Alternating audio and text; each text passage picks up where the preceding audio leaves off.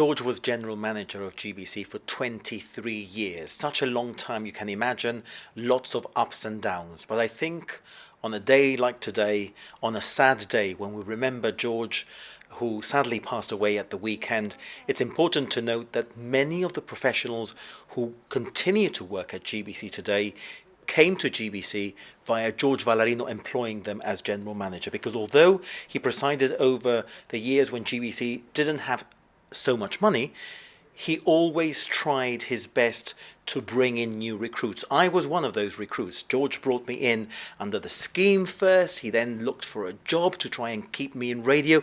They were really difficult times, but he always found a way. And I think that's perhaps one of the important things we need to remember today.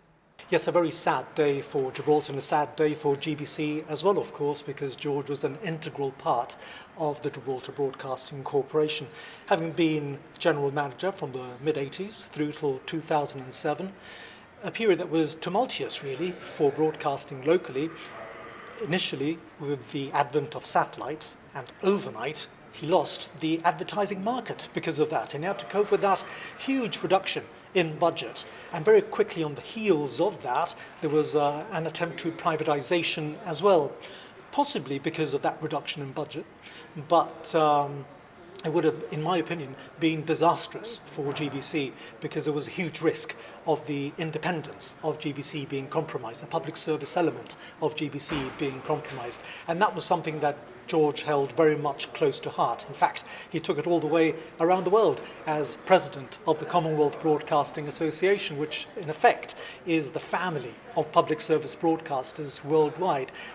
Well, George and I were involved in many scrapes, many battles, usually on the same side against the politicians mainly, sometimes at loggerheads with each other because perhaps arguments about the budget. I wanted more money for more reporters, for more equipment and such like, and sometimes defending my staff. But by and large, we presented a united front, and I'll always be grateful to him because he had faith in me when I was only a year and a half into GBC. As a reporter, he sent me on my first overseas trip to interview the then Foreign Secretary, Sir Geoffrey Howe. I was only 28, I think, at the time, so I felt quite a burden of responsibility on my shoulders, but he had faith in me then, and also when he eventually retired, he earmarked me as his acting successor until a permanent successor was found, again demonstrating a lot of confidence in me. So I'll always be grateful to him for that, and I'll remember him as a very hard-working general manager who was always in the office by 8 o'clock at the latest, and he'd leave very often late into the nights, and always had the best interests of GBC at heart. George, I came back from England in '89, and he gave me a job here in GBC as a station operative, and at evenings I was doing camera work as a studio cameraman. And lovely man.